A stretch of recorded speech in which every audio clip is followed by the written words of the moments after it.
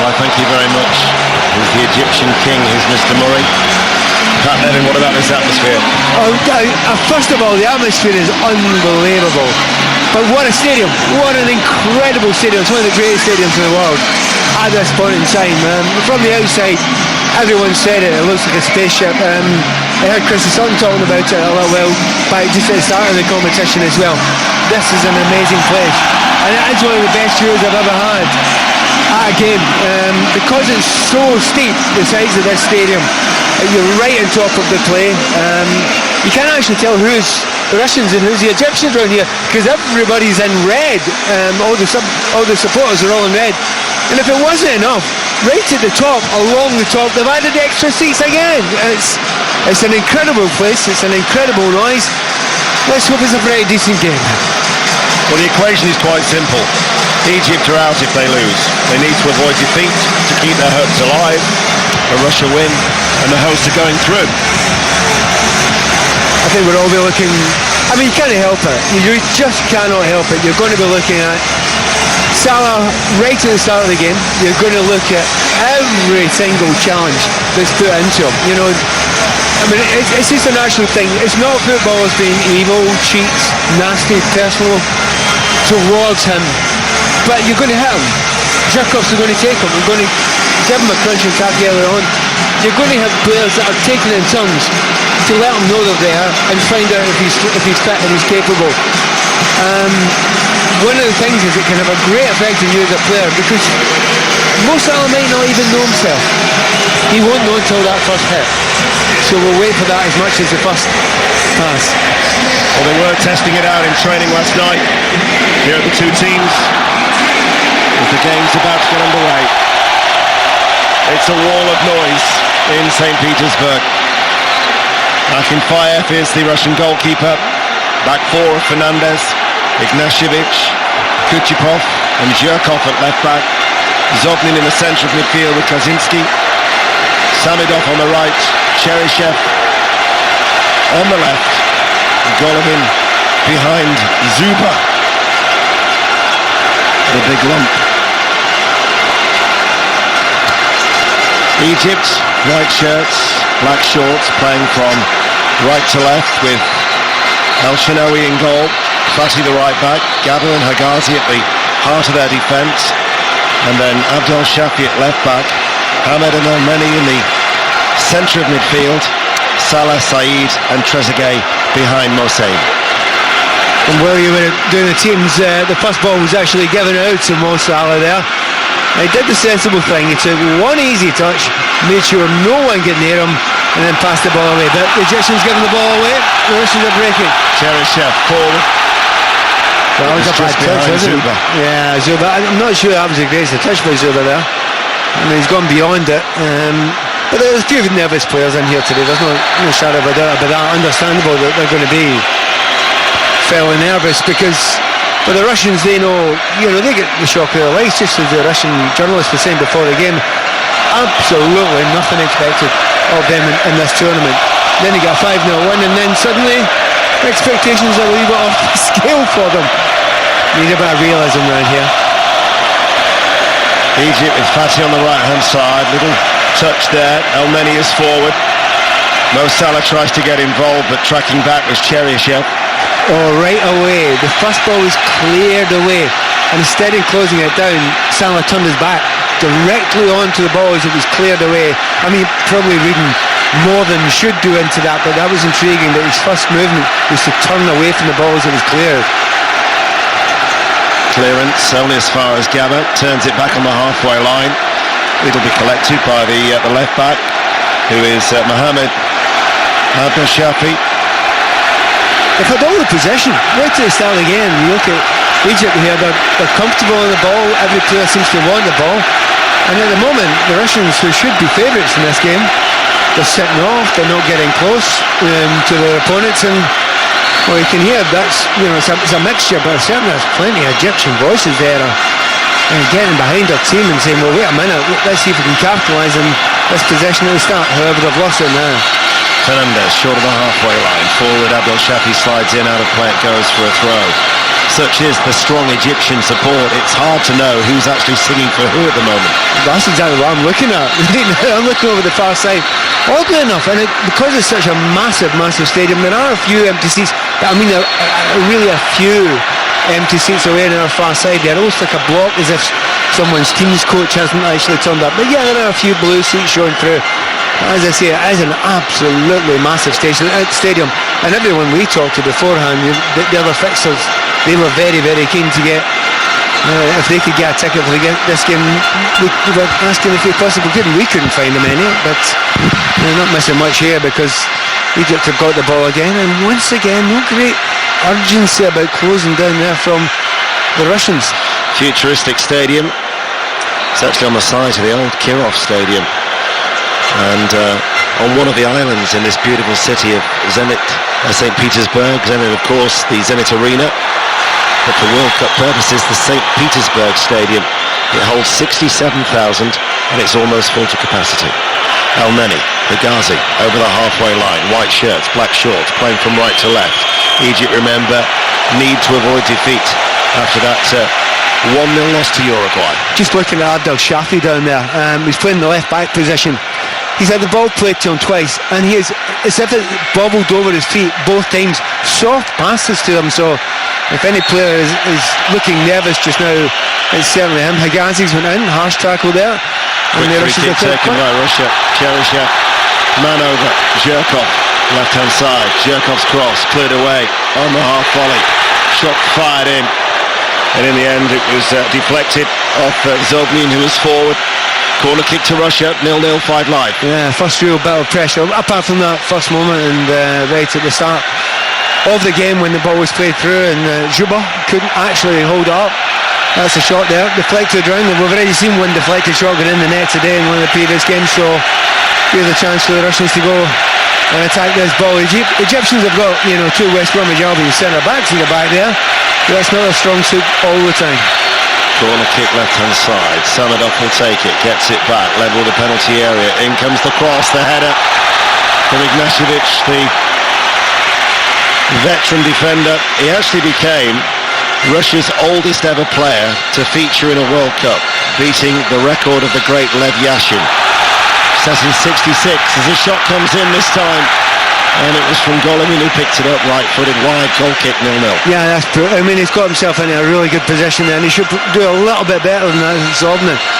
And he's cut in, got in towards the sort of D there, and he's really overcooked it though, and he's pulled it. The goalkeeper wasn't El-Shanawi in any way concerned by it as it trundled past his post.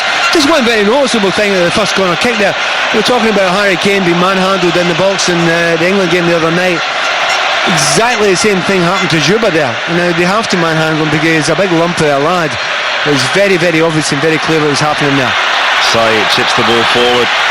Akinfeyev will collect the Russian goalkeeper away to our left-hand side. Throws it out towards Zhirkov. Zhirkov on the left. He's got Zobnin making a run ahead of him. In fact, it's Golovin who's making the run ahead of him. It was interesting as well in the opening game as he's fouled in a free kick. He started out left-hand side. Zagoev got the hamstring injury, and then he comes infield to allow Cheryshev, who made such an impact, to play on the left, and they look better balanced after that change. You're 100% right, and because everyone accepts and knows that Zagoev is the most talented player in the Russian side, and even off early, you thought that must be a bad thing for them. But in actual fact, it worked out. The balance was right for them. You spotted it right away as soon as it happened in that first game. And I think they looked a much, much better. I agree with you completely. They looked a much, much better side and looked much, much more balanced. And but a free kick in a very, very dangerous area here for the Russian team on the left-hand side. Level with a penalty area, just a few yards in from the left touchline. Egypt have every white shirt back in their own penalty area. Samadov is going to take it. Forward from the back is Kutipov. Ignashevich, the other central defender, is there. It's in towards the near post, and it's headed away by Mohsen behind for a corner kick, 0-0. It's a good 4 or 5 minutes they've had now. Started off very sluggishly, I thought, the Russians, but they're slowly but surely growing into the game now. That's a couple of corner kicks. They're getting most of the possession, and at the moment, we keep on looking at Mo Salah, and he's hardly broken above a jog in this game so far. Corner kick rolled out. Zhirkov whips over the cross towards the far post. It arcs away, it's out from goal for Egypt throw. You're listening to BBC Radio 5 Live. 8 minutes played here in St. Petersburg. Let's get an update with the cricket. Remember, England had set that world record, 481 for 6. Eleanor Oldroyd. And yes, it was a Everest-sized target for Australia, but they are now 95 for 2. Travis Head hit 51 off 39 balls, but he's just been caught and bowled by Moeen Ali. 95 for 2 Australia now. They need a mere 387 more runs to win off 37.3 overs. That's on 5 Live Sports Extra for the commentary, and you can also get that via your BBC Sport app. But here in St. Petersburg, Russia have made the better start, Pat Nevin. They have now, they've grown into it. They didn't panic, they weren't getting much of the ball in the first 3 or 4 minutes, but they certainly didn't panic there, and they're beginning to play themselves into it. But as you speak just now, Egypt are trying to high press, and Egypt have to remember this, that I mean, it is only a bit of a win for Egypt. A draw probably isn't much good for them, and the Russians are trying to win a corner there. Once again, it's Juba chasing back into the corner. They didn't manage to get that. It's a goal kick. Well, we've got a slight break in the play. I should tell the listeners something that did happen last night, and slight embarrassment to you, but I'll just embarrass you in front of everyone. You told me before the game with England what was going to happen. You said England were going to score an early goal, they were going to play well, and then they were going to fade a little bit, and then they were going to lose a goal, and then they were going to lose a bit of confidence, and then they would get a late winner. You told me all that before the game started. You ruined that game for me, you know. Exactly as you predicted it the whole way through. I've been watching them for 9 years. Mystic Deno. I've been at the tournaments, I've sat behind the goal, I've seen it all unfold. It was absolutely extraordinary the way it went. I think you maybe wavered when it was getting to the 89th minute at that point in time, but certainly it went that way. But once again, the Russians have won the ball and they've gone the left-hand side. Samedov spreads it out towards Zhirkov, laid off by Cheryshev. Cross comes in, low, edge of the area, to be broken up there by Hamed for Egypt. There's a doubt with a back problem. In fact, that back problem forced him off early in the second half against Uruguay. Still goalless here on BBC Radio 5 Live. Russia. Here is Gavinsky. Forward ball, Fernandez, penalty area, brings it down right-hand side off his chest. Behind him, Samedov waits to deliver. Samedov with the cross, bounces off the leg of Zuba and gathered in by the goalkeeper. You can see what they're trying to do. Every time they possibly can, they're going to try and get it wide. Doesn't matter if it's right, doesn't matter if it's left. Get the ball in the areas where you can cross it so Juba can actually go and attack the ball. And there's nothing wrong with that. I mean, he is.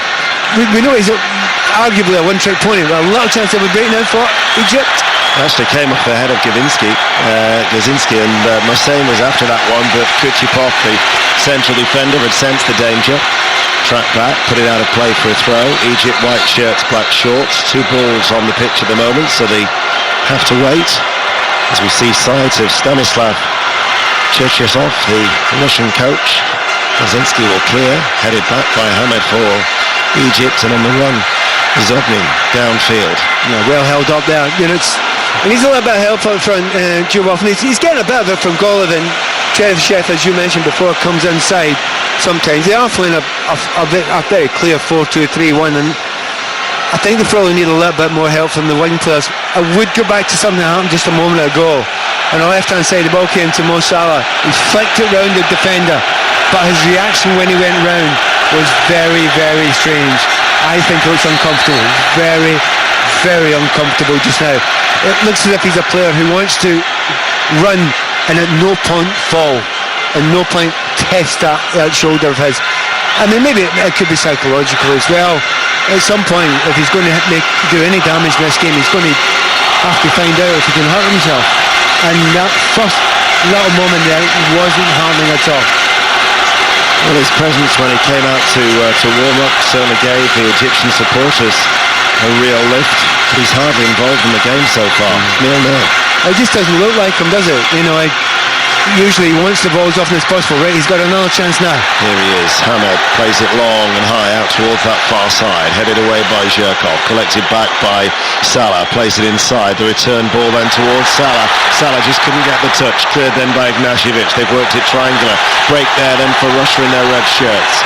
Zuba in the centre circle, does well, lays it out to Fernandez. Fernandez has got room to run into, which he always likes to do, the CSK Moscow defender. Saminov provides support, goes in field, diagonal ball back towards Saminov. It's still 0-0. That was a nice turn. Cheryshev got the shot away, it was blocked. All of a sudden, Pat Nevin, the game has just sparked into life. Yeah, speed it up, absolutely speed it up. On the right hand side here, you mentioned Fernandez a couple of times. He looks superb tonight. He's flying up and down that right hand side there from the right back here. It used to be, as we said, Zhirkov who would do that on the left hand side for the Russians, but at the moment it's all that one side. Fernandez is getting forward. He didn't get the final ball played into him there, so the cross didn't come in, but that looked lighter, that looked sharper for the Russians. Seemed to get rid of some of that nervousness that was about the team. Mosain chips the ball in towards Salah. Good covering by Zhirkov. Left back tucked in, headed the ball behind. Corner kick to Egypt. It's 0-0. BBC Radio 5 Live. 14 minutes played. Good possession to get that into there. I mean the Egyptians are not fearful of giving the ball in towards Salah. They put it into him 2 or 3 times. He's not getting it. There is a fear factor in all the Russian defenders when the ball's put into that area.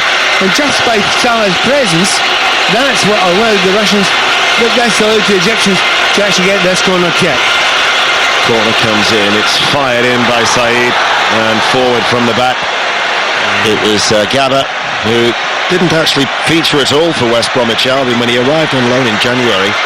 Just 3 appearances as an unused substitute. I thought that was Mosin that kicked well head in the ball there, but you're right, it wasn't him. He didn't get anything on it at all. Another corner kick. The last one was pretty dangerous. And played it short this time, no? Saeed gets the ball back after playing it short, plays it in low. They're appealing for handball, are they? As it goes and puts out a play for another corner kick, and Russia find themselves under problem.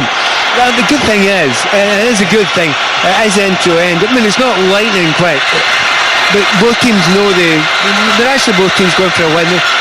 Again, I go back to so many times in World Cups over the years, you've got teams that aren't going for the win, they're going for draws. Both of these teams actually going to want to go out and win this game today, and that's what's going to make it entertaining, exciting and interesting as well. Actually wasn't behind for a corner kick, it went out for a throw which has been taken. Elneny of Arsenal coming forward here for Egypt, but he's stopped, and Kichikov will clear away downfield for Russia, headed back by Hamed. Little flick header in field there by Trezeguet. Trezeguet comes forward, he's got 2 white shirts in the penalty area, he goes for goal with a curling effort, right-footed, and curls it wide. Yeah, he curls it wide. He does exactly what you'd expect a player who's left-footed or right-footed coming in from the left wing there. But he calls it right in the goalkeeper. It looks close, but I think fair for me, he has completely got that covered there. He's waving it past the post there, and the Russians have been quick to get the ball out and break again. We were talking about the older players in the team, such as Ignashevich, particularly getting on for 39 years of age. Well, I can fear if there's no spring chicken out. Let's be fair about it. He made his debut in 2004, but it's a game that has fluctuated in this opening quarter of an hour. Well, I think it's really hard to call because, you know, the tactical battle is not really moved. It's not really changed from the start. And I'm trying to see if there's any chance of Zhirkov going forward, even though he's against an injured Mo Salah. They're just standing beside each other. It's like the rest of the game is played 10 against 10. And those two are just playing, standing there saying, well, if you're not going to do anything, I'm not going to do anything.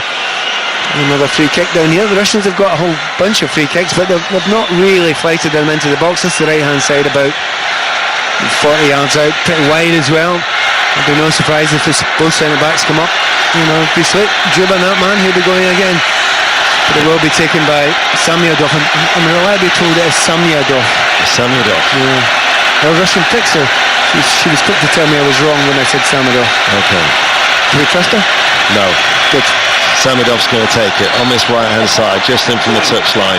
Egypt have everybody back. It's 0-0. You're listening to BBC Radio 5 Live. Trezeguet gave away the free kick for a foul on Fernandez. Samidov's going to take it. It's curling. It's deep towards the far side of the penalty area. And very good take by Mohamed El-Shenawi.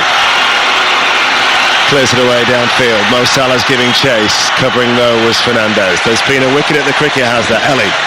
Yes, and Australia's massive target of 482 made even further out of reach by the loss of Sean Marsh, caught by Liam Plunkett on the bowling of Moeen Ali for 24. Moeen's just taken 2 wickets now, 100 for 3 Australia, And we are in the 15th over, just a reminder of that target again, 482. And commentaries over on 5 Live Sports Extra. It's astonishing, isn't it? And commentary on Sports Extra, as Ellie says, the first phase has been completed in this 2018 World Cup. Colombia 1, Japan 2, Poland 1, Senegal 2. And the earlier commentaries that we brought you on BBC Radio 5 Live. And this is the start of phase 2 of the group stages. The host, Russia 0, Egypt 0. And Russia have a free kick, far side the left. Little flick, doesn't quite come off.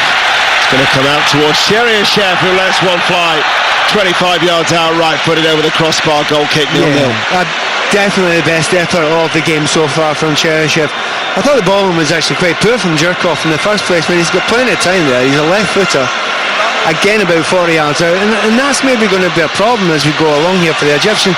They're giving far too many free kicks away in those sort of areas. Now, you would consider they're not too dangerous. You're talking 40, 50 yards out and from wide areas as well, but there's only a certain amount of them you can keep on giving away until eventually someone gets something from it. And in this case, they got nothing from it except a shot that went just spinning over the bar just by about a yard or so. He scored 2 goals in that 5-0 victory against Saudi Arabia. In fact, 5 of his last 6 goals for club and country have come off the bench. But on this time he was just over the crossbar. But Russia on that far side have a throw. Just short of 20 minutes played here in Russia's second largest city, St. Petersburg, and what a beautiful city it is by.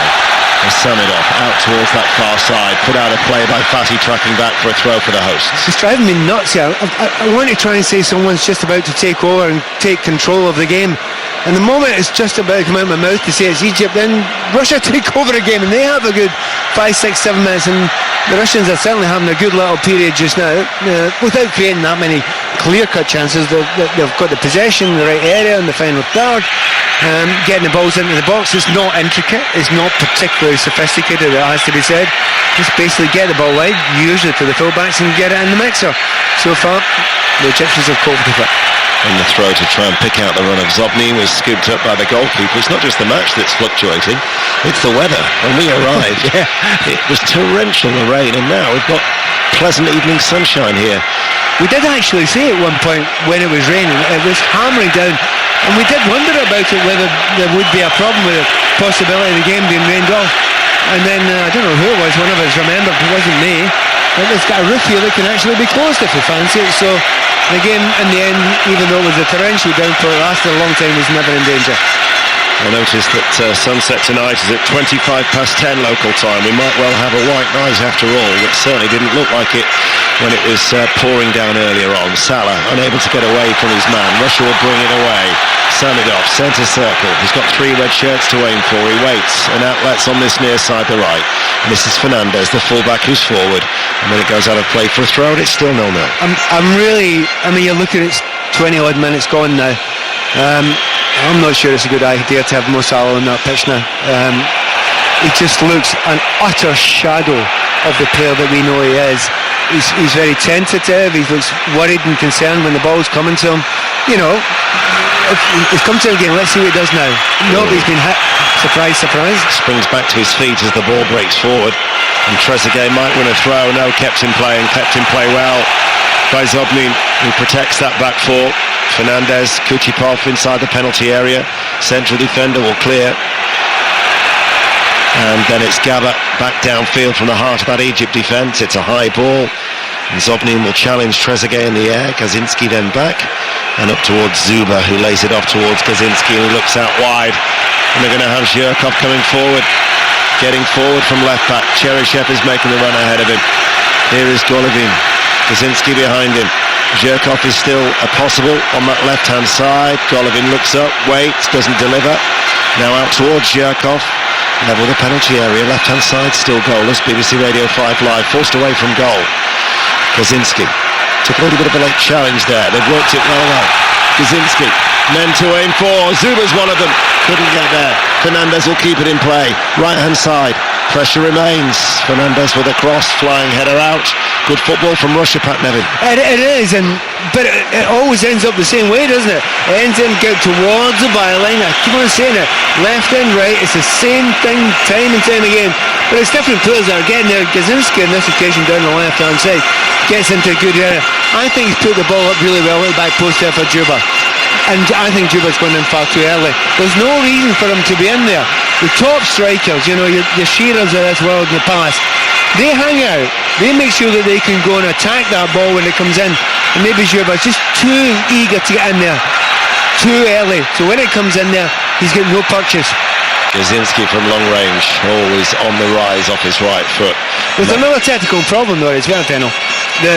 On that left-hand side, we talk about Zhirkov going on the left-hand side. We remember that pace he always had. He's not using that pace because he doesn't have to use that pace. He can walk off Mo Salah because Mo Salah will not mark him today. So he's walking off him, and it's the ease in which they're getting these crosses in, specifically from the left, but partially from the right as well. And that is partially down to the fact that they're kind of playing with 10. They're playing against 10 men because Salah's not able to do much. He's running about. He's trying to hide the fact, but that's not Mo Salah that we know, is it? And it looks nowhere near the Mo Salah. He's running fine, but as soon as anyone comes near him, he just looks uncertain and tentative. And he knows people are aiming for him as well, by the way. That's the other thing. He knows any player that's out there being told which shoulder it is and where to barge him. 24 minutes played. The voice of Pat Nevin.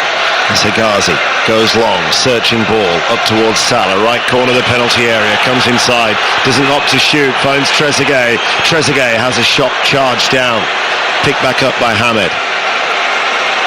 Abdul Shafi, the left back, as Egypt play from right to left as we look, closed down by Samidov. Out of play, it goes for a throw. Egypt want to take it quickly. That was hilarious there.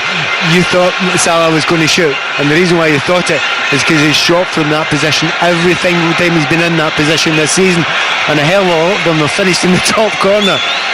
But it was a wee bit tentative. It was intriguing when the ball went across him now for the throw in, and you were calling the throw in. I kept my eye on Mo Salah, put his arm immediately to his shoulder. It was really unusual. Why do you do that? It may well be that he's checking it, make sure it's okay. Let's hope the next time he gets the ball in that position, he lets fly, hands a lash and forgets about it. We're all desperate for that to happen. Here is Fassi. Fassi, the right back, carries the ball forward. Forward ball takes a deflection. Mohsen challenges Kutipov in the penalty area, headed away by Zhirkov. I was about to say how prominent both the fullbacks have been for Russia, and we're yet to see Fatih get forward as Russia will break. It's going to be hard for Fatih to get forward because he knows that his winger's never going to cover him, that side there. So it'll be once in a blue moon in this game. Again, left-hand side, ball in the middle. Cheryshev with a cross, the goalkeeper's come, not convincing. Headed back by Golovin, Zuba is there, and gathered in this time by the Egyptian keeper El Shenawi. And I've got to that, I didn't actually start the game and take counters on how many crosses were coming in, because basically it is so easy to get that ball out wide, to get it to the left hand side, and there's no effort to it. There's no cover whatsoever. The fullback's beginning to look, Fatih's beginning to look bad. He's looking around. They've got to adapt the system of the play and maybe bring one of the midfielders over. It's got to be maybe El Neni's going to have to go over to that, the Russian left-hand side there, and close down a little bit quicker, because if you keep on putting that many crosses in with absolutely no effort at closing down, something's going to come from it. You think it's an absolute certainty that that's going to happen. Does Fatih need more support at right back far side? Yeah, that's what I'm saying. Yes, I think it'll be El Neni's going to have to go across there, because we know it's not going to be Mo Salah, because he can't do it at the moment. I mean, he didn't do it a lot for Liverpool. And it was the question Chrissy Waddle was being asked by Chappers at the start of the game. Is he going to be able to play in the same position as he plays for Liverpool? Actually, he is playing the same position as he's playing for Liverpool, because he can't really get back today. The thing is, that's leaving that right-hand side wide open for the Egyptian side, which is really make Fatih look a little bit bad, and that's unfair on him.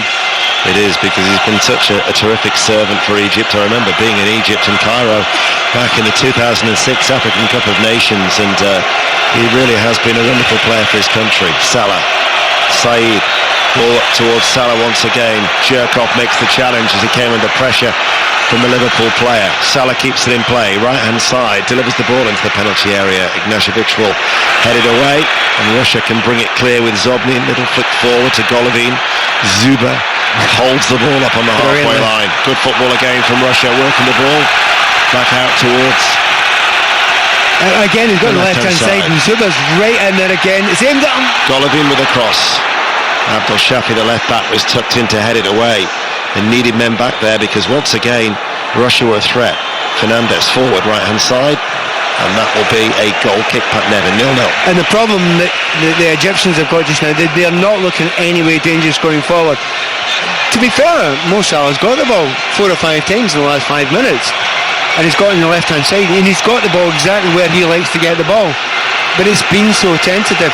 Instead of, running at players and, getting his back to them and twisting and turning, he's just put it to the left-hand side and clipped it in. And even when he's clipped it into the middle, it's not been done with conviction. It's been a vague kind of curl, kind of sort of chip in there, with no conviction and no pace. And it's very, very hard in those situations for the only man that's in there. And it's only Mohsen that's in there to go and attack it, because he's got 2 centre-backs with him, and they've had plenty of time to see that cross coming in, and they've dealt with it easily. Approaching the half hour here in St. Petersburg, still 0-0.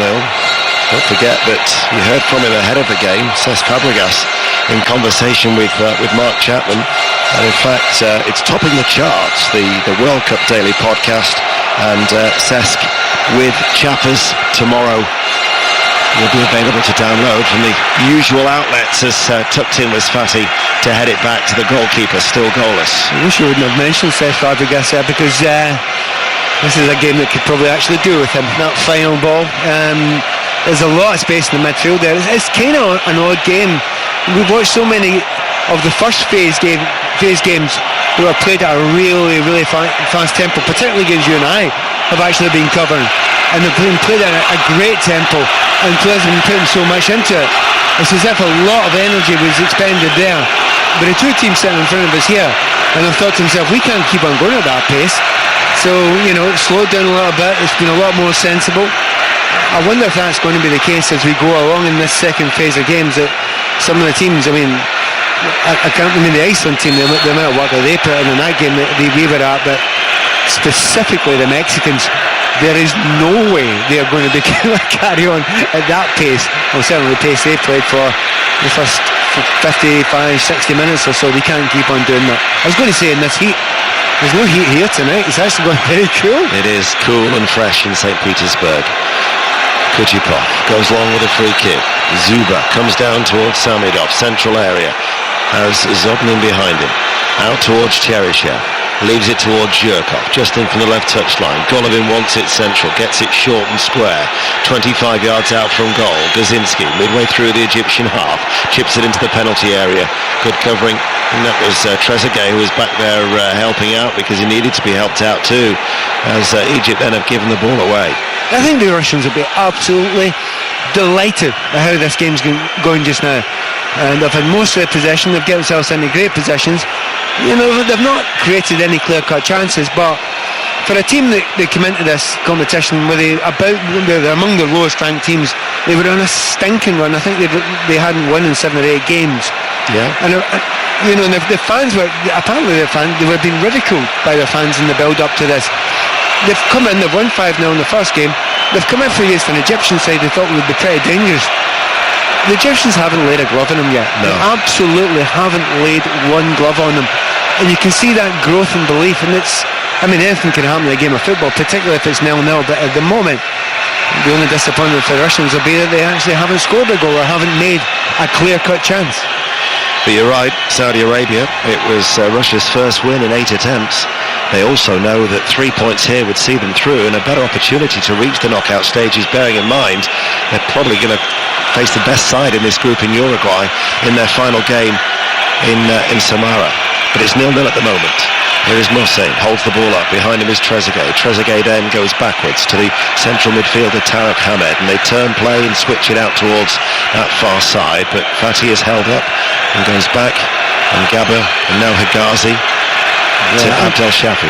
Yeah, there's a few moans and groans, I think, here at the fact that the Egyptians aren't pushing it forward and aren't having an effect on it. And maybe it's the Russians are booing just because their team haven't got the ball as well, but I think there's an uncertainty coursing through some of the Egyptian players just now. I think they know there's no real belief in the way the system's set up just now. If you're playing in a game and you're kind of been outnumbered in an area, everybody knows why. You feel it in your legs why. Trezeguet wins the ball in midfield. Out towards Fatih. Fatih looks up not once but twice. Cross charge down. Zobnin in the penalty area for Russia. Zhirkov with the clearance. Still goalless as we have 12 minutes to go to half time. And Hamed takes no chances. He volleys that ball. Just touches it out for a throw, which is taken very quickly by Russia on that far side. It'll break into the centre circle. And El Neni plays it forward. Trezeguet. Trezeguet's got Mertein and Salah ahead of him. He waits for Saeed to join the attack, picks out Salah, lays it off towards Trezeguet, couldn't quite take it, kept alive by Mohsen. Centre forward did well, he was alive to that loose ball. Abdel Shafi joins the attack, crosses into the penalty box, almost falls towards Salah and put behind for a corner kick by Zhirkov. Yeah, well done Mo Salah. Now at that point in time he's taken limited impact on the game, but he is taking up very good positions. It's as if he said to himself, and I know this feeling, I'm not fit, I have to be on the pitch, so I'll put myself into positions that if the ball falls to me I'll get a chance of scoring, and he almost got it there. Corner fired in at the near post. You don't have to question who's making the noise for that corner kick. You could see the Egyptian flags flying. You could see those decked out in red all jumping up and down in unison. Do you know, about a year ago I couldn't make this analogy, but I think I'm allowed to make it now. I can remember once watching Lionel Messi playing in a game. It was a quarter-final of the Champions League and he was nowhere near fit. In fact, he had a hamstring injury and he played at a jog. And do you know what? He's the only player I've ever seen that you think, yeah, you're right, mate, you're playing at about 40%, but you're still good enough. And you don't need to go above a jog, because he was creating chances and opportunities almost from stationary static positions. Well, I'm watching exactly the same from Mo Salah try to do the same just now. Fatih with a cross. Mohsen's header is wide, well wide, from about 8 yards out. When I was made that point, I said we're hardly yet to see the fullbacks. Since that point, only maybe 10 minutes ago, Fatih's now starting to get forward from right back. Yeah, he has, and it's just 2 or 3 times. He needs to be sensible about it, but it seems to change the dynamic just a little bit. I think the first 5 minutes of this game, I think they belonged to the Egyptians. They looked really good. And then you're talking nearly 25 minutes after complete domination by the Russians. And just little signs in the last 2 or 3 minutes, and that's all it takes. We've seen often enough in this game, in this World Cup, that you can play defensively and you need 1 break or 1 or 2 breaks, and that can be all you need.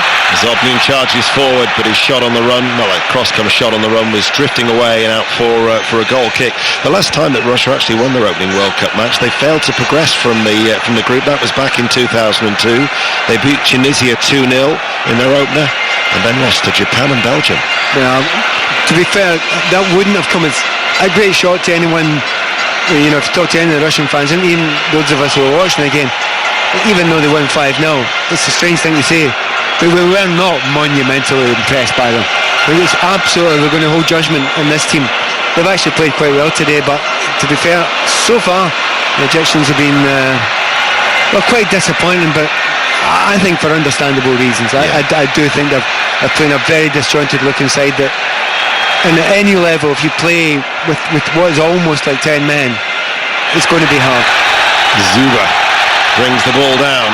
Golovin tries to thread it back through. Clearance from Trezeguet was a half-hit one. Russia will come again. Fernandez, Gazinski looks up, floats it over. Zuba was there, but the goalkeeper came, and it was a commanding take by Mohamed El Shenawi. Yeah, I'll tell you what, every time the balls come in there, El Shenawi's come out, and it's imperative that he does, and it's good goalkeepers know when there's a danger. The danger is one thing, simply crosses. Here's another one. Cheryshev across the face of goal with a cross from the left-hand side. It'll be kept alive by Fernandez. No, it won't. It's gone out of play for a throw. Still 0-0, 5 live. How many times have you actually said that phrase in this game so far? Cross from the left-hand side, sometimes from the right-hand side. There's probably been a dozen so far, and the ease in which they've done it. On this occasion, for probably the first time, they've not lofted it. They've just zipped it across there. And at this point in time, I'm now beginning to get slightly disappointed in the Russians for only allowing Zuba, the big centre forward, to be the only man that seems to be attacking it. You've got so much control of the play. It's up to Cheryshev, it's up to Golovin, it's up to Samyadip. You've got to get in there. You've got to break your neck and make sure that you give another option, because if there's nobody else going in there, well, both centre-halves, Ali Gaba and Higazi, they will cover it. They should be able to cover it, even though, as you know, Juba's a big lump. Trezeguet can't get past Fernandez over the halfway line. He's back at him though, snapping at his heels, held off by Fernandez, rolls it into the path of Samedov, who now makes a diagonal run in from the right touchline. Russia red shirts playing from left to right. Zuba holds it off, played forward then by Fernandez, short to Samedov. Kaczynski's in field if he wants him. Here is the blonde-haired midfielder who scored the first goal in that opening game against Saudi Arabia, chipped into the penalty area. Zuba tries to shrug off Higazi. Comes it back out towards Kaczynski. Ignashevich then rolls it back out on this right-hand side. He then plays it forward, looking towards Samedov, who's got support behind him if he wants him. One of those players is Golovin. Kaczynski looking up. Cheryshev in field. Shot first time left-footed, blocked. Maybe a break on for Egypt. Salah combining with Mohsen. Back towards Salah. Mohsen makes the run in field. Salah looks to try and find him. Still 0-0. That's the first run of the ball we've actually seen with Mo Salah. But every time he gets it, he plays it one touch. He doesn't want to run with the ball. He doesn't want to be caught in possession. El Neni floats it forward. Mohsen's downward header. Lack the power to trouble Akinfire. It's really interesting. Honestly, you could watch Mo Salah on his own just now, because he is not playing as Mo Salah. He's playing as a different footballer just now. He gets the ball. He's getting good speed up. There's no limping. There's no hobbling. But he's playing one touch. He's getting it. He's zipping it, zipping it, running into good positions. But he does not want to put his body into position where he can take a hit. So I can see exactly where his head is just now. I mean, every footballer has played injured. I mean, and particularly striker, forward players. And if it's an injury, you can usually hide it quite well. And if this hadn't been so well publicised, I think some of the defenders would probably not be quite aware that they're playing against a guy who's carrying an injury just now. And in actual fact, because they know it, he's having to protect himself, and because he's protecting himself, he's playing a much different game. Then again, once again, no surprises, left-hand side, the Russians have got another chance to cross the ball in. Cross comes in from the left, charged down by Fassi, and it goes out of play for a corner kick as we approach 5 minutes before half-time. Yeah, this will be the fourth or fifth corner kick, and most of the corners haven't been absolutely brilliant delivered by the Russians, but they've got enough big players there. And both centre-backs once again. Ignashevich, he's coming up, and he's lumbering up slowly. I suppose if you're only 39, you're allowed to do that. Russian flags flying, corner comes in, left-hand side, aimed towards Zuba, and headed over 8 yards out. Goalless, 4 minutes to go to half-time. He's done it again, hasn't he? He's absolutely done it again. The ball's come to him, and he's static. He's not running onto it. If you're going to, he could stand. He's so good in the air. He's got so much power. He could actually run from the 18-yard line or 16-yard out and go and attack the ball. Almost every time, be it dead ball or be it an open play, the ball's played in, the ball arrives there, he's stationary. I mean, for goodness sake, learn it. Go and attack it. The best strikers know how to do that. In fact, even the pretty average ones know that as well, to be fair. Abdel Shafi, the left back, midway through the Russia half. Mohsen lets it run through. Salah in the penalty area. Salah with a turner shot, just wide. Goal kick. First real opportunity for Salah. Yeah, and I would say that's the first time he's taken any more than 2 touches at one time. It's come into him, it's got slightly between his feet, but he's got it out of his feet quickly. He's not made any attempt to beat anyone, because he's not done that today, and I wouldn't be surprised if he didn't do it for the rest of the game. But he's just fell onto his left foot, he's turned, and he's just basically zipped it and tried to get it on target. It's gone wide, I have to say, once again, for the second time in the game. I think Akinfeev had that probably pretty well covered.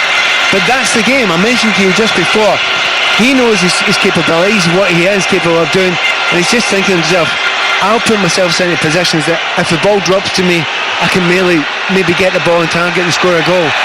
And you never know, it might just work. Golovin forward into the penalty area, left hand side. Golovin charged down, runs behind for a corner kick. And talking about Salah's fitness, he was top scorer in qualifying with 5 goals. 5 goals in 5 appearances. He is their talisman, and if he just gets that one opportunity at the other end, maybe it's worth keeping him on the pitch. It's almost tempting, to play him as a centre forward. Stick him up there as striker. Maybe ask, I know it's not his usual, but ask Mohsen maybe to play a bit wider, do a bit of his running, because that's all he's doing, getting the ball in those positions. Cheryshev for the out-swinging corner. It arcs its way behind Zuba, and both Kaczynski too. Kept alive on this near side by Samidov, works it in low, right-footed. Gabba with the stretch, the central defender. Salah's back there helping out. He's actually done well. And then the return ball, and Salah just couldn't keep it in play from the return from Trezeguet. It'll be a Russia throw. 2 minutes to go to the break, 0-0. It's worth underlining at the end of this. This is Mo Salah light. This is Mo Salah a long way from being fully fit. You know what? I'm monumentally impressed by him, because he's kept going. He knows he's taking a chance with his fitness. He's clearly taking a massive chance with his fitness. He knows that if he takes a hit, A, it's going to hurt, and B, it might make a bad injury awful. You know what? He's putting his body on the line there, and he's doing all the right intelligent things. So although we keep on saying, or I keep on saying, he's a mile away from the Mo Salah we know, it doesn't mean to say I'm not impressed by him, because I am. That's the voice of Pat Nevin.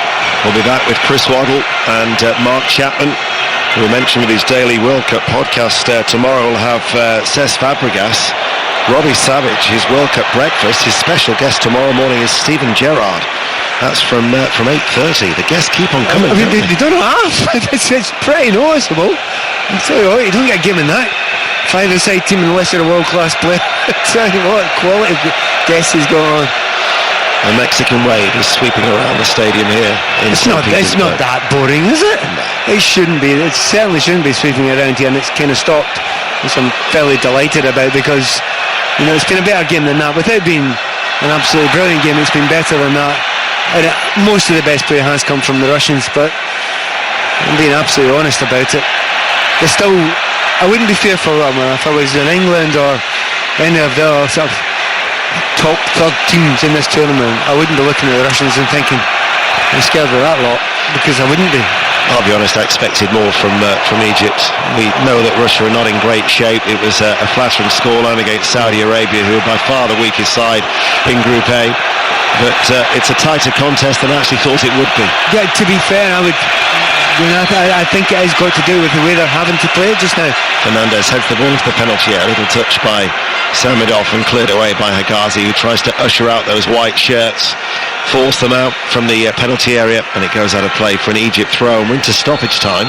Didn't see how much added on time there was. In fact, that was because there wasn't any. So Russia 0, Egypt 0. Cheryshev with a right-footed shot over the bar after 19 minutes for Russia. Trezeguet and Salah going close for Egypt. Well, I've seen better games in the World Cup so far, but you can see exactly the way this game's going, and the ball generally going out to the wide areas for the Russians who are playing cross after cross after cross in. They've not made anything of it yet. Now and again Juba does get the end of something, but he's stationary when he gets there, and the ball's usually popping off his head and going straight up in the air. Well done for the Egyptians defensively by coping with it. I'm feeling quite sorry for Fatih, the right fullback, who's been left on his own, usually against two players, but maybe the most important player in this game so far is not Mo Salah, but it's El Shenawi, because the goalkeeper for Egypt has come and collected a few balls in dangerous areas, and I suspect he's going to have to collect many more by the end of this 90 minutes. And Mark Chapman, when Pat says that he's feeling sorry for Fatih, he's talking about the player and not his co-commentator. 0-0. Back underway. No, neither side has made a change, as there's an early challenge on that far side. Zuba is pleading his innocence. Why is it not a shock that Zuba's involved in that? There are two players around him, to be honest. He's gone down holding his face as Trezeguet, but it was the... It was his trailing elbow. It was nothing deliberate. No. He did get a smack, actually. He did get a real smack, yeah. But as Zuba was coming off, it's not even one of those ones where he's up in the air. It's before he takes off. His elbow catches him, and I think both players understand that. It was just unfortunate. Can I say as well, this is the 8th game to be goalless at half-time, and in the previous 7 there has yet to be a goalless draw in this World Cup. I mean, of the games I've watched, this has been among the most likely to have a goalless draw, I would argue. But there have been quite a few late goals in this tournament, and obviously England notably scoring a late one, but they have, and even in the first game, Uruguay scored very, very late, didn't they, against Egypt in the first game. So, you know, you have to keep on going to the end of these games. Well, under the clear blue skies of St. Petersburg, the second half underway. Neither side making a change. Russia in their red shirts, white shorts, playing from right to left as we look. They're on the attack. Cross comes in right-hand side. Zobnin then fires it back in, and it's an own goal. And Russia lead, and it came off Fatih. As the cross was fired back in, Fatih's slice clearance found its way into the bottom corner past El Shenawi. And the host, with a slice of good fortune, might well now be eyeing a place in the knockout stages as they lead by a 1-0. And it's a goal that they've been the better side in the team and have been in the game, and they probably deserved it. However, as the ball comes in, it's played towards Zuba. Zuba's probably just put his body in the way, used his physicality, and that's frightened the defender. Fatih, goalkeeper, actually should have caught it. I mean, El Shenawi, I think he'd be impressive. But it's been a little shove. Now, actually, do you know what? Fatih's poor. He's gone over and complained to the referee. He's saying, can we have a little look at that in the VAR? VAR has actually looked at it and has ruled that it is a goal. Well done, VAR. We got that one right. Because my first thought was maybe there was a little pull, a little push by Zuba because he had such a physical player. But in actual fact, it's just Fatih panicking. He actually just had to go and attack that ball. He didn't attack the ball. He panicked. He was more worried about the striker and ended up poorly playing the ball straight into his own net, and certainly now massive trouble that the Egyptians are in. They're behind 1-0. They've not made any great chances, and they started the second half very, very poorly indeed. And we're still yet to have a goalless draw in this Russia World Cup. But the thing is that look at the amount of empty seats on that far side of that bottom tier of this fantastic arena that has compact, steep, bowl-like two-tiered stands all the way around, but a lot of the Russian supporters will not have seen that goal. Well, you say Russian supporters, I'm guessing corporate over there, because it's not the same the rest of the ground. The rest of the ground is pretty much filled up after half-time, but at the moment there's a lot missing there. Having said that, they've got a goal up now. I mean, it's not a bad return, is it, for the Russians, you know? 6 goals, none in reply in the group stage so far. I mean, I think there's reasons for that as well, but at the moment it's been a good start for the hosts, and they're showing real confidence breaking once again on the left. And it's Zobnin. Zobnin has a man over. Golovin into the penalty area. Golovin checks back onto his left foot, sent over the cross, headed up by Gaba.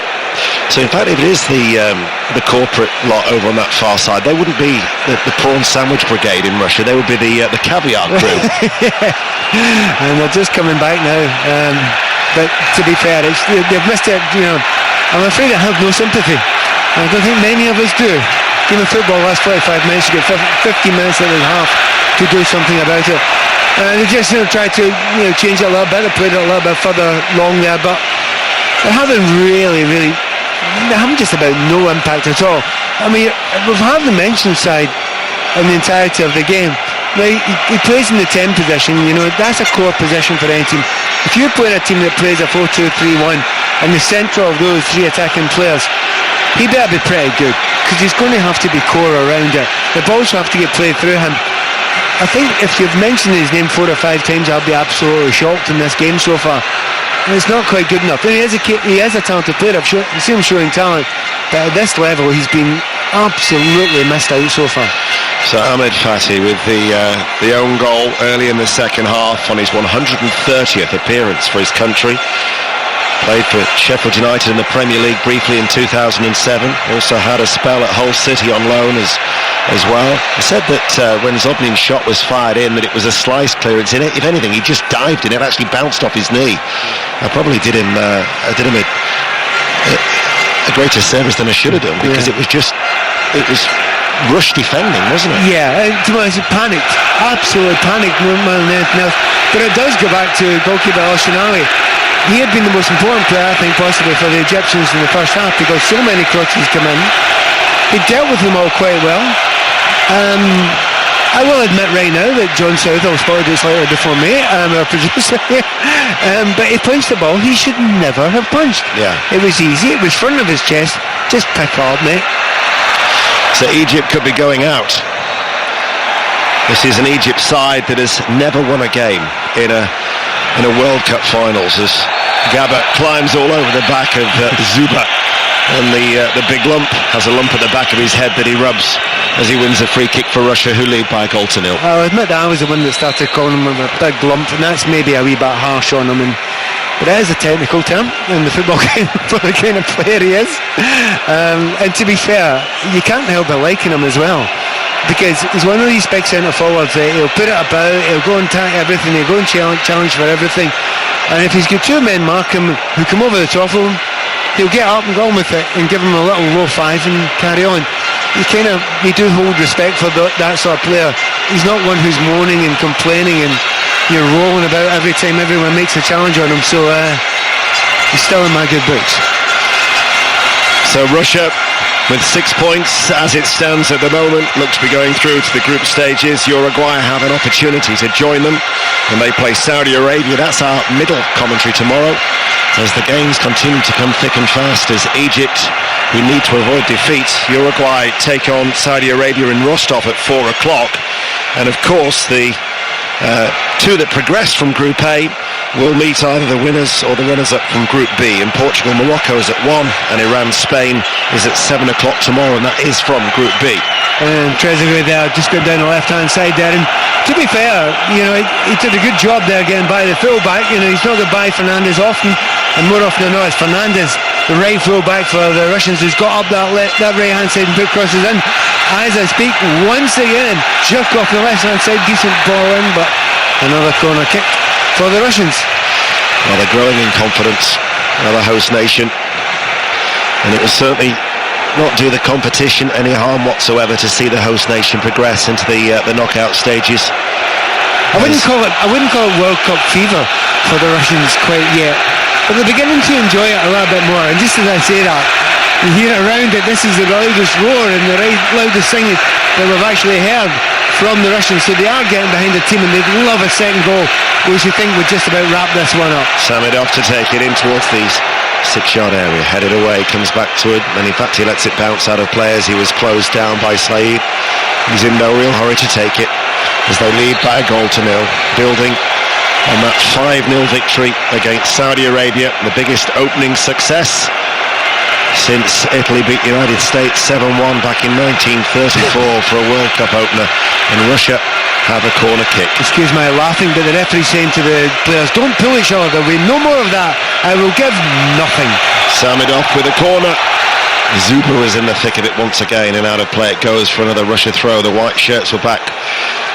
But doesn't it make you laugh when the referees do that? They walk over and they say, no, wait, no more of that, I shall not accept that, stop doing it, I will give a penalty kick. No, you won't.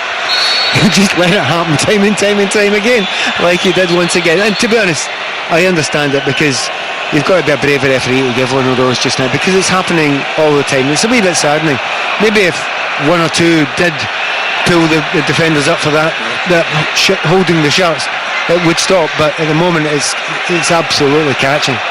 10 minutes into the second half as Ignashevich, with Salah running behind him, sees it back to Akinfeyev, and it's cleared away by the experienced Russian goalkeeper. And here is Fatih, whose unfortunate own goal is the difference between the two sides. Higazi of West Bromwich Albion, Abdel Shafi the left back, short of the halfway line, white shirts, black shorts, playing from left to right. There's been a wicket at the cricket. Back to Eleanor. At this rate, Australia may be bowled out. They're 195 for 6. Tim Payne, the captain, out, caught by Hales off Rashid for 5. And Australia's target, remember, 482. It's getting further and further away, as that looks like it could be another catch in the deep. It is, yes, brilliant running round. Maxwell has gone caught by Plunkett, and Australia 194 for 7. Commentary continues on 5 Live Sports Extra. Chance of an equaliser for Egypt. It fell to Salah, hit it left-footed, blocked behind off Fernandes for a corner. But to be honest, how poor a hit was that from Mo Salah? You've not seen such a limp, lame finish from Salah this season, without a shadow of a doubt. Oh, and another Corner chance. drilled him low. 6 yards out, flashed across the face of goal. Gabba will deliver the ball back into the penalty area. Trezeguet with a downward header, and then cleared away by Zobnin. By a million miles, the best minute or so that the Egyptians have had in the game so far. It's really raised them up a little bit. Just they feel they know now they have to have a goal. They are just staring going out of the World Cup in the face just now. There are a couple of chances. One of them fell to Mo Salah. He got it towards the target, but you know, this season, any time that was going to happen this season, that would have been in the top corner. He'd have absolutely roofed that one. And just a little kick out there by Tariq Hamid. He's not had a great effect in the game so far. He's been tackled. Bloor lands on top of him. Flailing boot. I'll tell you what, he didn't catch the defender there, but you know, there's no need to throw his boots up that way. Anyway, he's now in the book, isn't he? He is, although on the giant screens inside the stadium it said that Trezeguet has been booked, but it was the outstretched leg of Tariq Hamid, wasn't it? I'm sure it was the number 8. Well, I'd be surprised if it was Trezeguet. They usually get that one right, it has to be said. We'll keep an eye on that. Might need VAR. I think for the mistaken identity for the officials. Well, I think Trezeguet will be a wee bit gutted about that. I didn't see he was anywhere near it, but we shall see. But anyway, it's lifted a little bit from the Egyptians now, which is a bit of a hope. And just that moment, that little, just where were the way of the cricket, Mo Salah, a little bit of a 1-2 there, found himself in a good position, couldn't get any power behind the shot, but it was a little bit more harming. Samedov, Cheryshev, chips over the cross, Zuba was there, headed away by Hegazi. Brave header by Samedov, put his head down low. Abdul Shafi looks to break, and his chip ball forward is closed down, and out of play it goes for an Egyptian throw who trailed by a goal to nil. Yeah, but Zuba update, at least he went and attacked the ball this time, and he was coming towards it, so he's got himself in a much better position. I wonder if the manager's actually said something to him at half-time that he must attack the ball much better than that. But just get back to what Salah's been doing now. What he's playing in a Barcelona type way. He gets the ball and all he wants to do is one touch, 1-2s. The problem for him is that Syed and Trezeguet and Mohsen aren't good enough to play those 1-2s as sharply as he is, so they're getting cut out time and time again. But he keeps on trying to do exactly the same thing, and on this occasion he came as close as he has in the game for that 1-2, that run of 1-2s to come off. Led to that half chance, but he just got no purchase on it at all, no power on it at all. Here is Zuba, lifts the ball into the path of Samedov, forced out Samedov wide, looks for the run of Fernandez into the penalty area, but did ever so well. Super finish, and there it was, Denis Cheryshev for his 3rd goal of the tournament, left-footed to guide the ball in.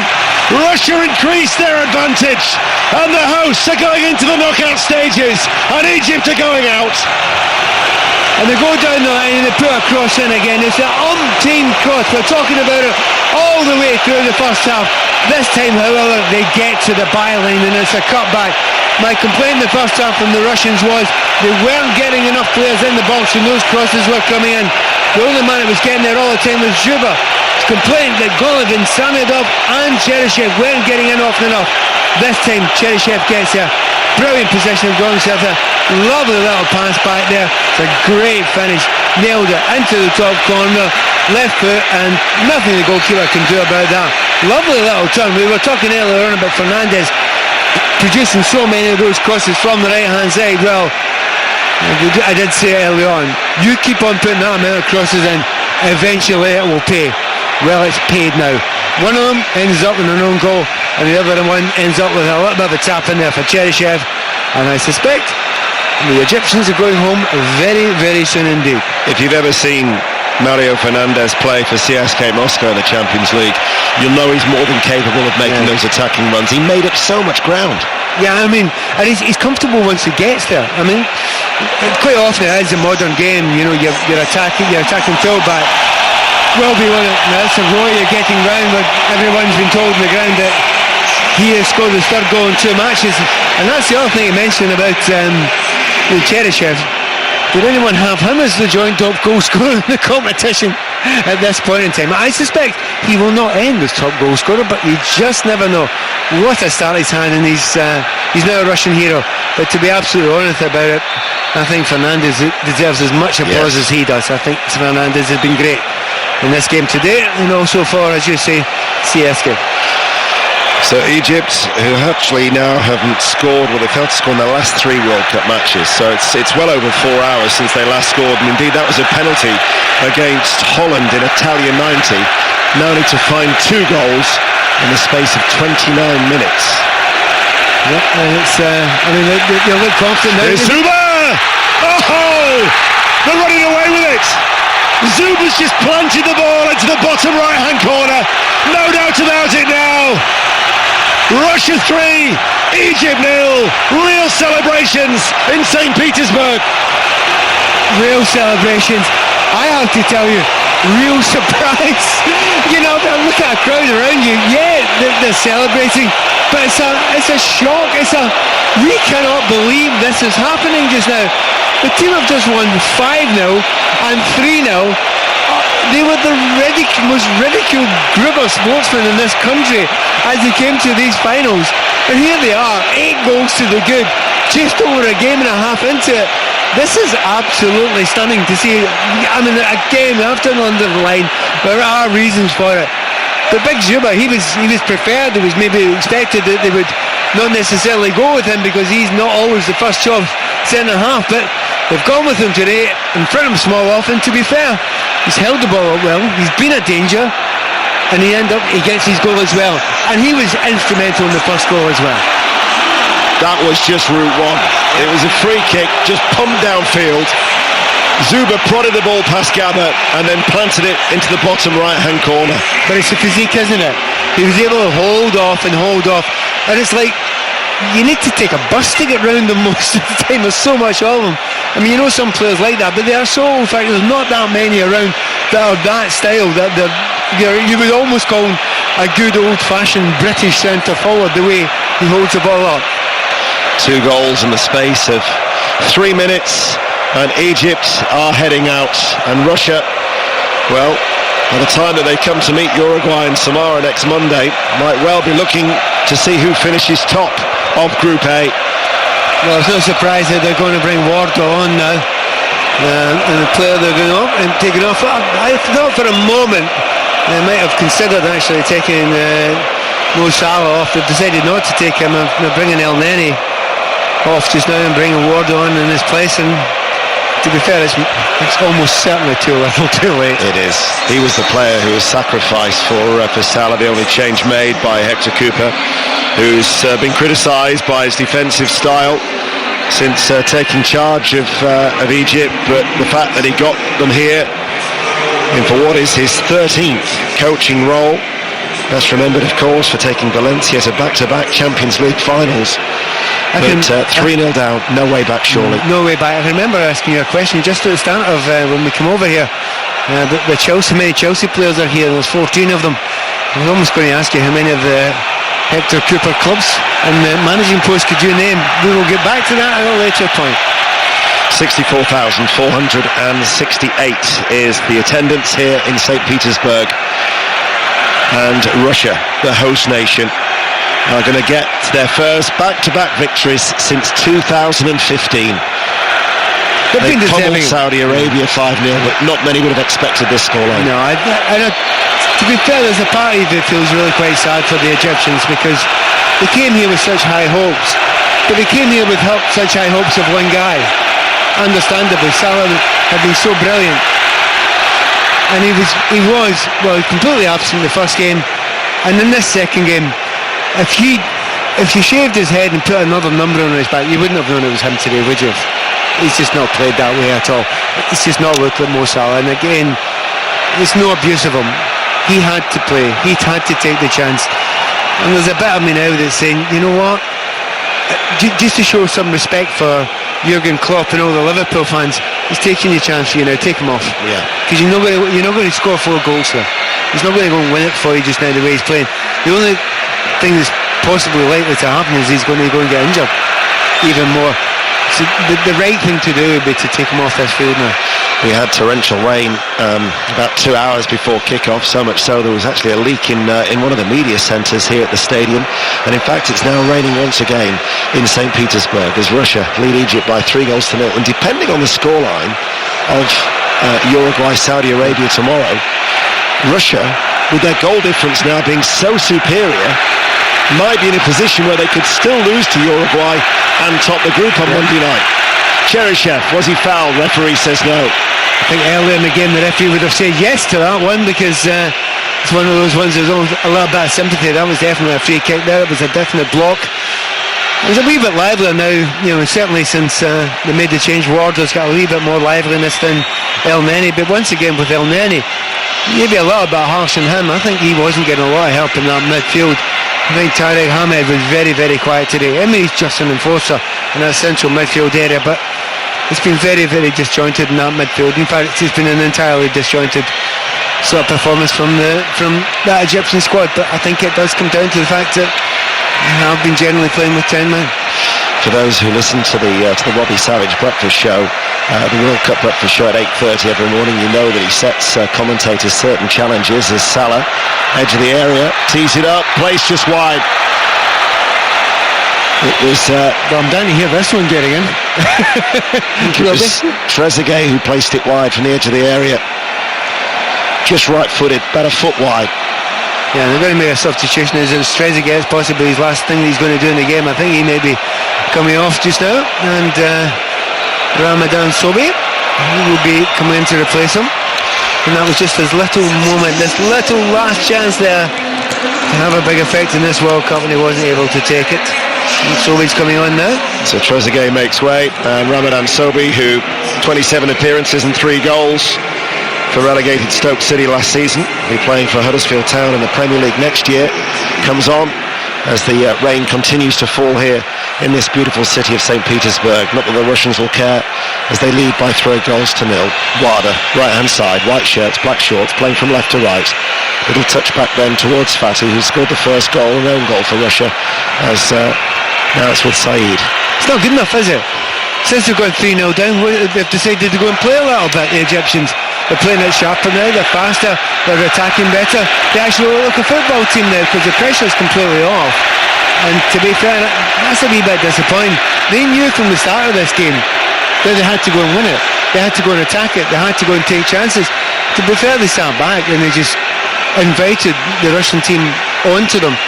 They didn't stop the crosses coming in. They didn't stop the attacks coming. They were coming in wave after wave. Just for a moment there, Mo Salah get the ball. Here is Salah, couldn't control it off his right foot, and Jerkoff will clear it away. Salah hasn't been able to get a Cleopatra to goal, but it is certainly a clear path to a World Cup exit for Egypt. And if you don't know what I'm talking about, then listening to Robbie Savage's World Cup breakfast show at 8:30, especially tomorrow morning, because Stephen Gerrard is his special guest. And if you don't want to listen to Robbie Savage, you've got the choice of Cesc Fabregas with a World Cup daily podcast on your regular commute. 3-0 Russia.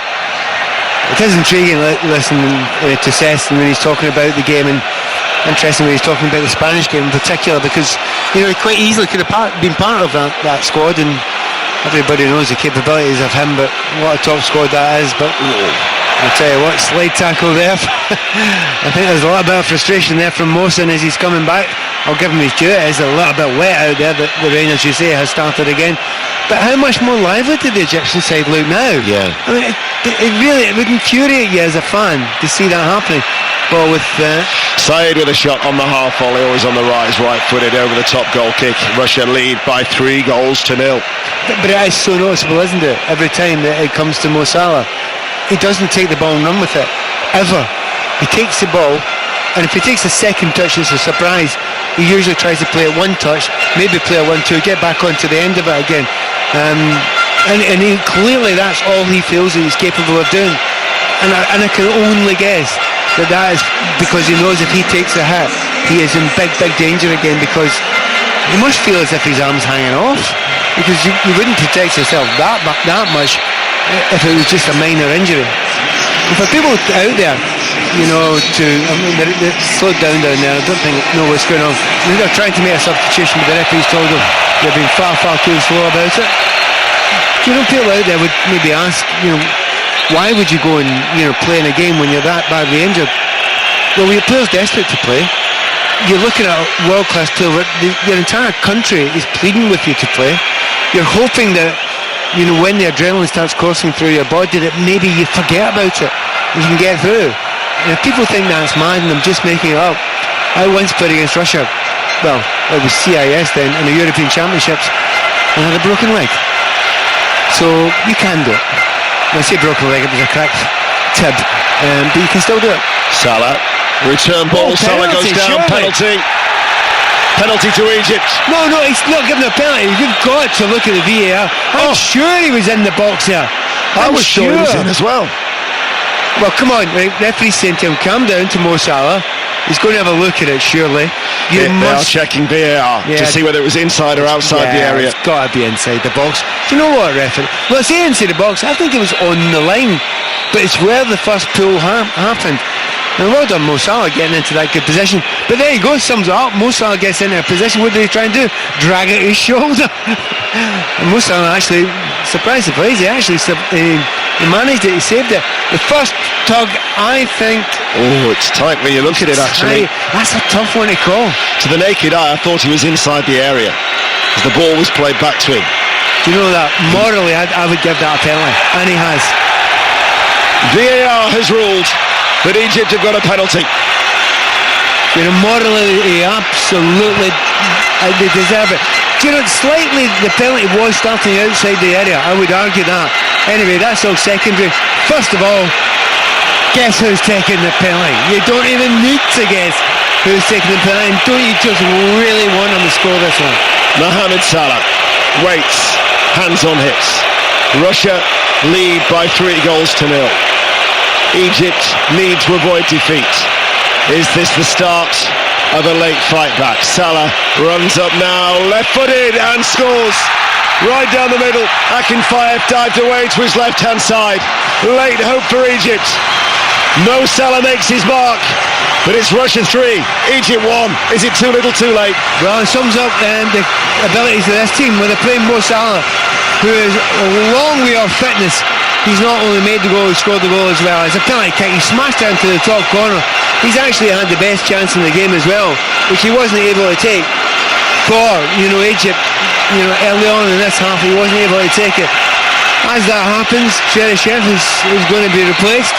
I suspicion that's probably quite a negative substitution. It is. Kusayev, who's come on to replace him, plays his football actually here for Zenit, is a holding midfielder. The diminutive player will just go in there and sit now for Russia. So that was a swift change made by Stanislav Cherchesov, the Russian coach. And when Pat earlier talked about actually that game against CIS, which was in Norrköping in Euro 92, you came off the bench. He was actually on the bench, was the former goalkeeper that night. Wow, I didn't even know that. I come on the bench, oddly enough, and for another one, I had that injury, and I get brought down for a penalty too. How weird is this? Yeah. And the score was 3 as well. Maybe 3-0, 3-0, 3-1, can't remember. 16 minutes remain. So it's still not done and dusted just yet, as Egypt finally score for the first time in a World Cup since Italia 90. And ironically, that was also a penalty against Holland back then. But Russia have a free kick. But the odd thing is, there's 15 minutes to go, and for 5 minutes, Egypt have decided to play some football. They've gone in the front foot. They've gone in a tactic game. I mean, surely it's too late. Surely. Free kick worked over right-hand side. Ignashevich gets on the end of it with a header straight at the goalkeeper. Right, we've seen some exciting things in this competition so far. And you and I specifically have seen some very exciting games, Ian. But this surely would be everything if maybe if they could just get another goal back. At the moment they're playing very, very open, and the Russians nearly had a break on there. But the game is now warmed up. It's now a game of football now. It's now a game you can actually go and enjoy. And let's see if the Egyptians can push it a little bit forward. There's a bit more liveliness about it. I can see Mo Salah's getting much more involved in it. I'm watching the slight change in the system as well. Mo Salah's playing basically as a secondary number 9. So both of them, they're playing a 4-4-2 or 4-2-4 at the moment.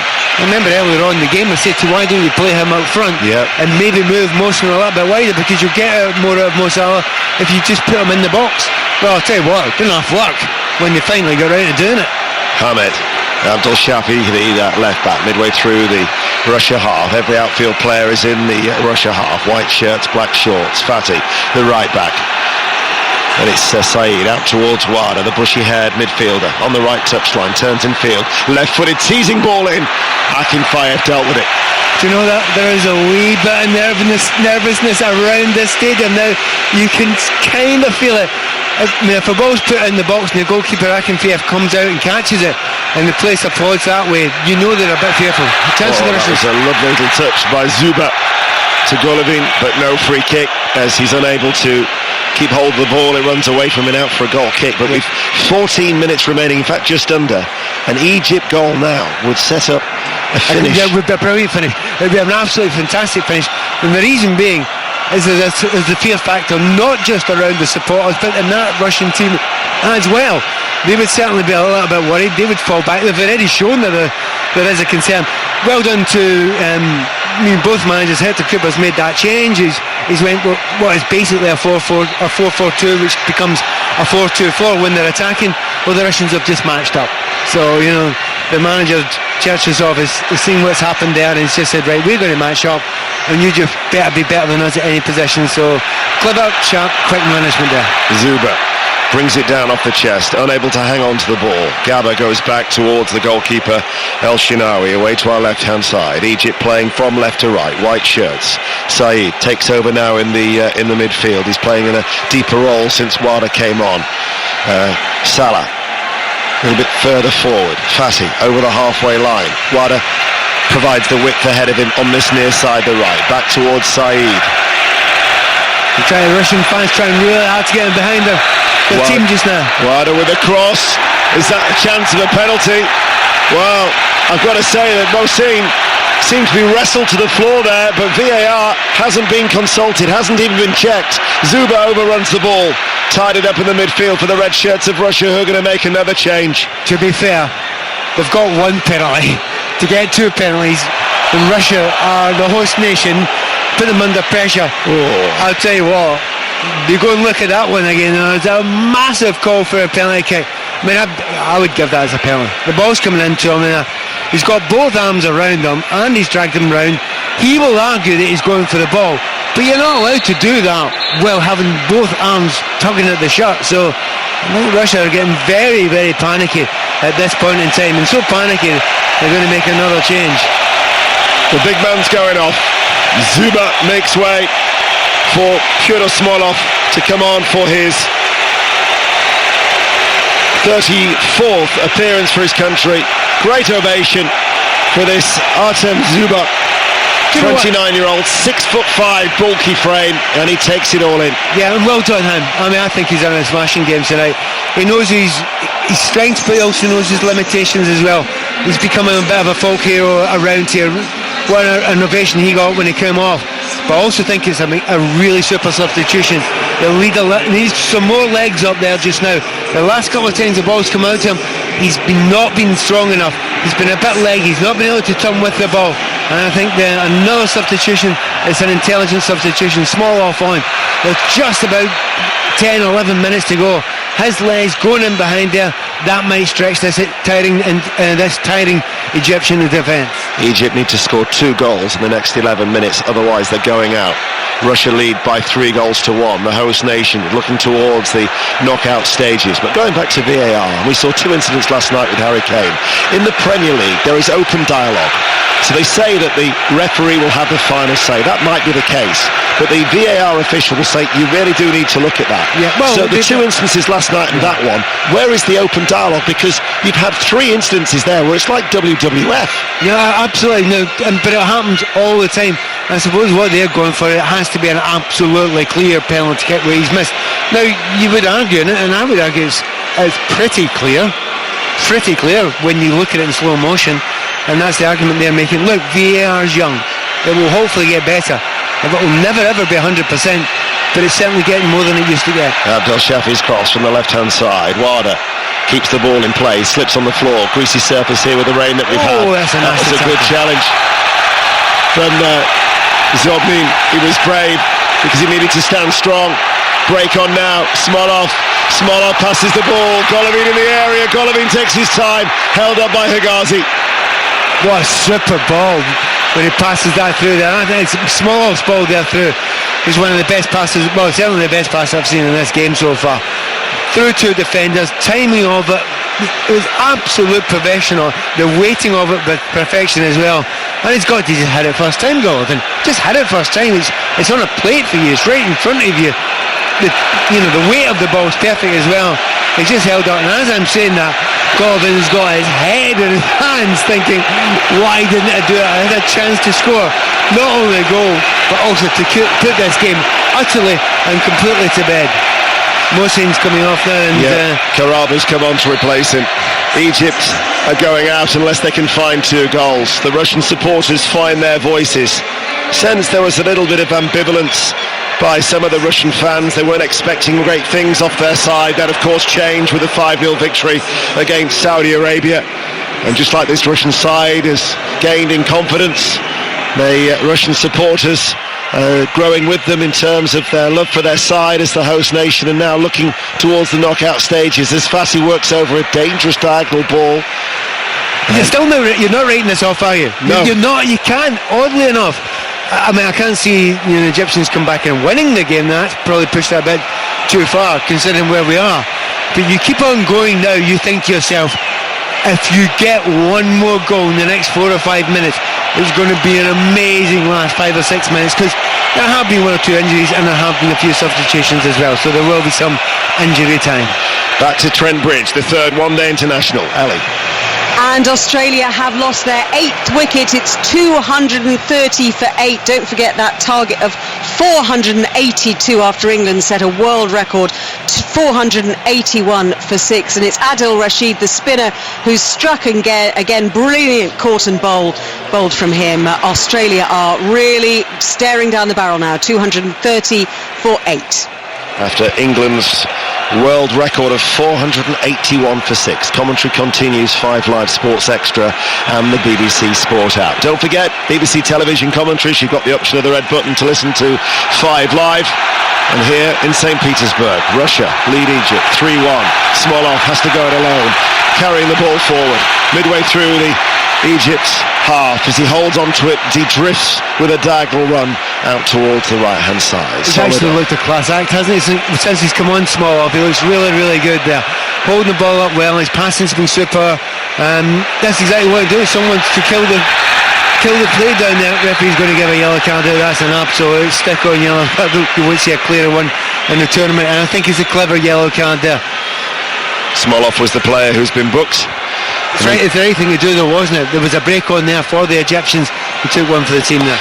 You know what, Pat? I'm absolutely baffled that the urgency from Egypt didn't come until they were 3-0 down. Yeah, I mean, he said it within a minute of the 3rd goal going in, even before they got one back.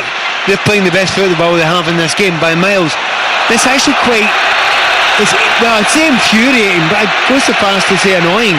And if you're an Egyptian fan specifically, and you've come all this way, and finally they have a go now, it was very upsetting.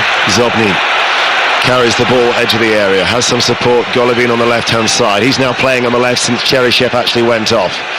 And then it's Gavinsky back with Zhirkov, the left back, on the halfway line. We've got under 6 minutes remaining, so time is really running out for Egypt. Russia lead by 3 goals to 1.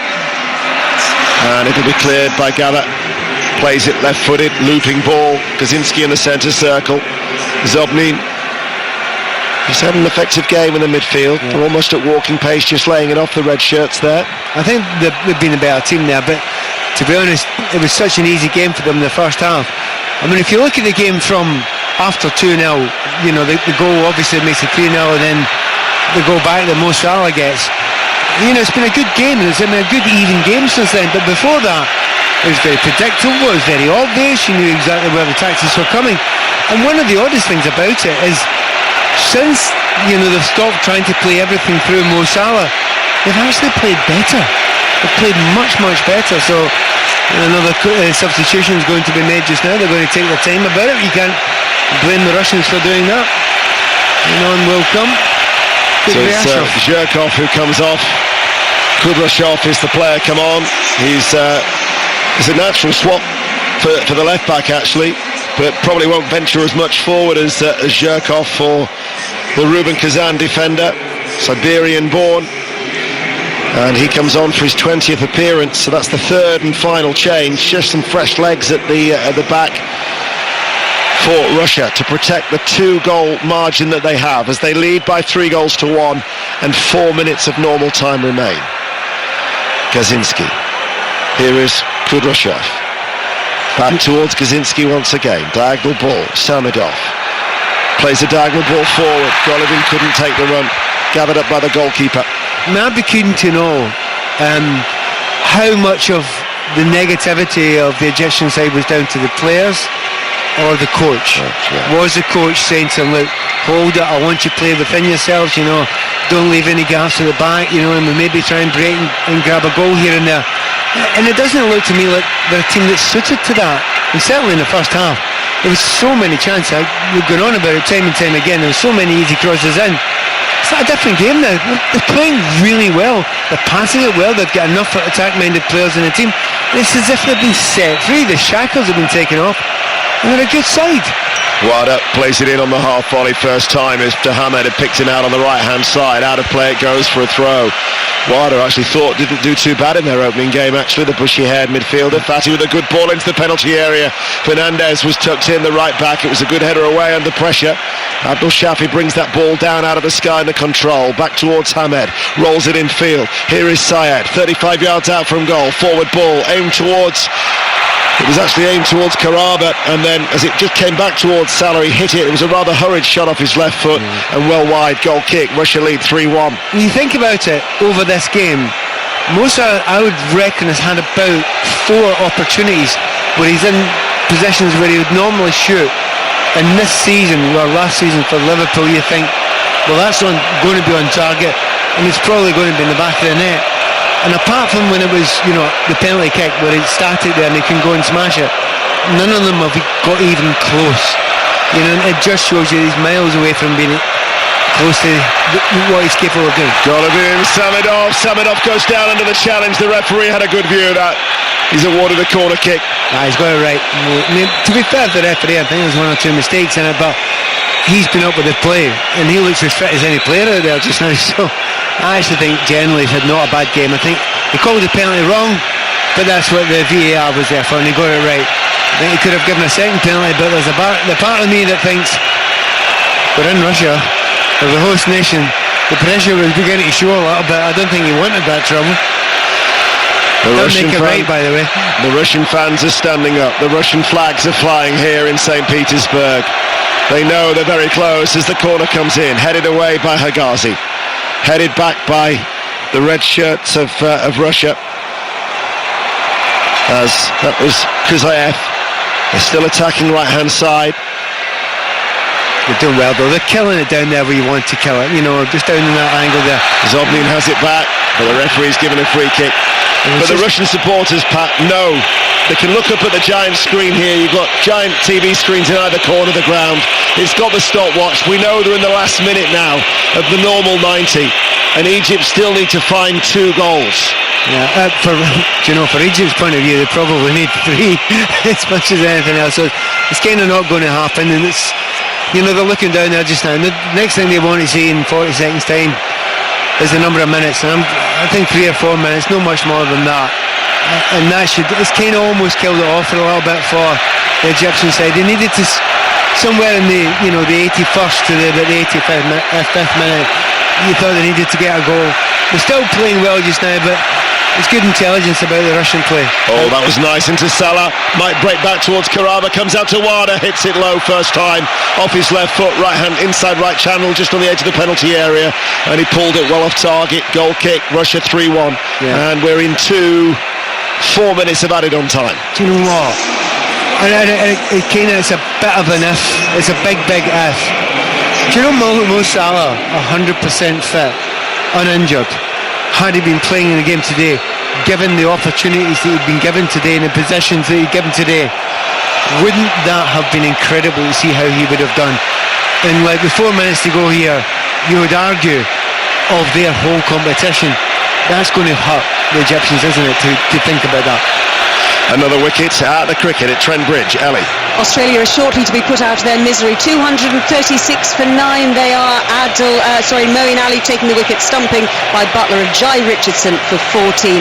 One more wicket to go. Australia still 246 runs behind England's mammoth 481 for 6.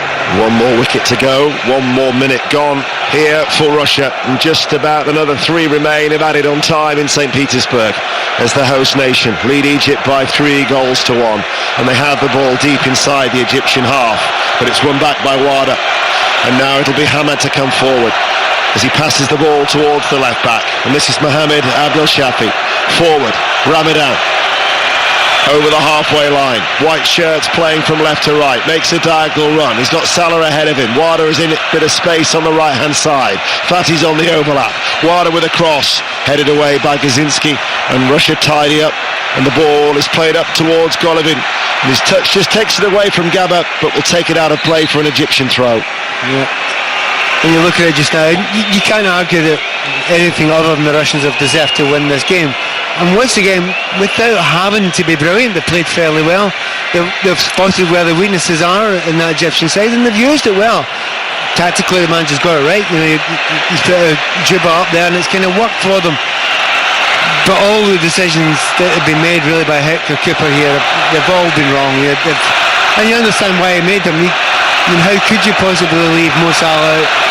And you can make the argument that he scored the only goal, and just as I said, temper's just starting to flare between Wada and the left back has just come on, which is Kudryashov.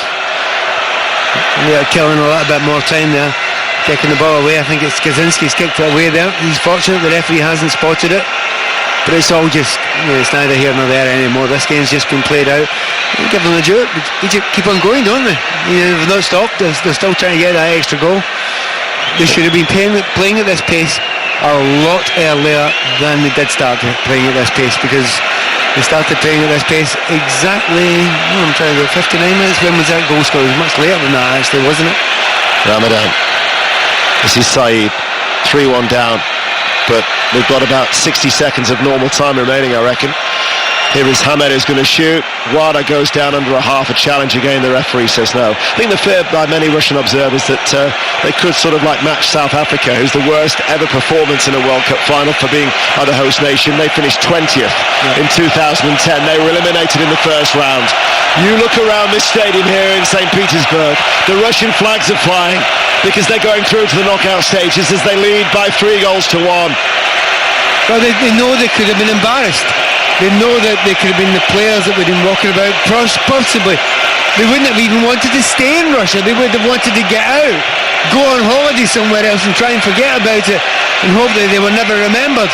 And they find themselves now 6 points, 8 goals to 1 up in the tournament so far. In their wildest dreams, there is no way they thought this was going to happen. And I'm looking at all the players down there, the substitutes on the bench, they've all got their arms around each other. They're going to love this moment. You will know when the final whistle is sounded. There'll be an explosion of noise, and indeed there it is. Because Russia have beaten Egypt by 3 goals to 1. Egypt are going home. They're still yet to win any of their 6 matches now in the World Cup finals. But for Russia, the knockout stages beckon. And for the first time since the breakup of the Soviet Union, Russia will be in the knockout stages as the host nation have beaten Egypt by 3 goals to 1. And I think at this point in time, they'll celebrate the whole of, St. Petersburg, Moscow, you name it, everywhere else will be celebrating tonight, and well done to them for doing that. But even though with these goals that they've scored, even though they did everything they had to do tonight, there's a big bit of me that's thinking, I don't think anyone's going to fear them. I really don't think anyone's going to fear them. But they're through, and well done to them tonight, and maybe more than anyone else, looking at Juba up front, good decision. And they've got choices up front. Smolov did very well. Cherchev joined top goal scorer in the competition so far as well. So lots to be positive about for the Russians. For the Egyptians, sadly, no Salah, no World Cup. All the goals of the second half. A Fassi own goal gave Russia a little bit of a lucky break 2 minutes into the second half. Cheryshev made it 2, and Zuba from a long ball down the middle planted into the bottom right-hand corner just past the hour. A penalty from Salah was just a consolation. It's finished Russia 3, Egypt 1. Unconfined joy, not only here in St. Petersburg, but I'm sure just where you are, Mark Chapman, in Red Square in Moscow.